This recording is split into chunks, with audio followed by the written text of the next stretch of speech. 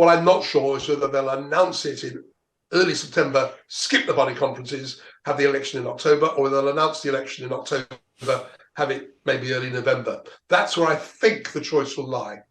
What do you make of that argument? It's a really interesting one. Sometimes going early might be the right thing to do, but particularly if Rishi Sunak, it's a question of limiting the impact of a defeat rather than any prospect of winning. That's a hard sell to someone who thinks, yeah, but I could just be Prime Minister for another year. No, exactly. When you get to, say, around 4 years, successful governments like Margaret Thatcher's, like Tony Blair's, they will usually call the election after 4 years. If it's clear they're ahead, they're very likely to win.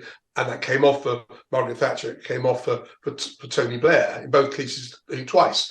But if you get to 4 years and you're clearly behind, then you don't ask yourself, will we do better in a year's time than now? You say to yourself, if we go now, we will lose.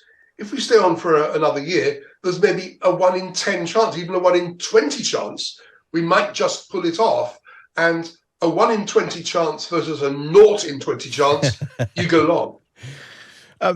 Tim, what's your calculation of what Rishi Sunak might be making? Is it just cling on and hope that something turns up? And if you are heading for defeat anyway, at least you've had another 12 months in power? Well, I think what they'll be telling themselves in number 10 is that they have a plan that they believe in, they believe is the right one for the country and also has the potential to be electorally popular. The five priorities that the Prime Minister outlined at the start of the career, they do poll well as being politically salient and being the right priorities for the country. What matters is the extent to which they can demonstrate progress against them before the next election comes.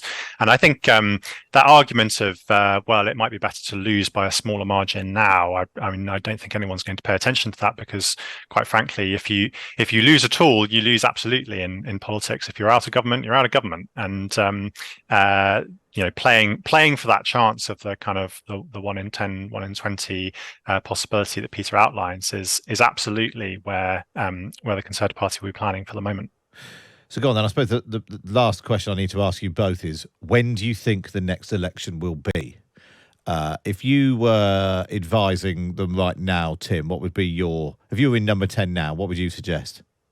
I would suggest no urgency whatsoever.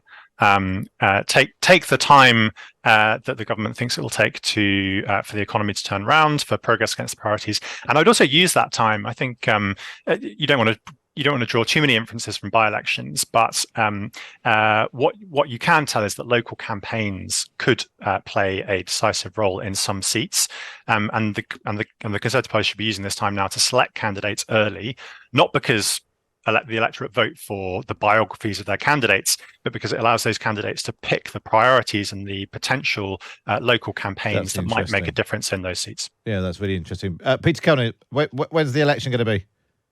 Well, I think it'll go long, as Tim says. I don't think, for the reasons you gave earlier, Matt, I don't think they'll go to January 25. Nobody, voters, candidates, party workers, nobody wants to be doing this over Christmas and the New Year. So it comes down to the autumn, and I think the choice is basically whether you announce the election in September before and therefore cancel the party conferences, or do you wait until after the party conferences? Now, the Conservatives, unlike this year, which is odd, next year the Conservatives will have the last party conference. So they may say to themselves, that's a great launch pad. Have the party conference and then announce the election. On the other hand, party conferences are very time-consuming. They take up a lot of bandwidth of running anything. So what I'm not sure is whether they'll announce it in early September, skip the party conferences, have the election in October, or they'll announce the election in October, have it maybe early November. That's where I think the choice will lie.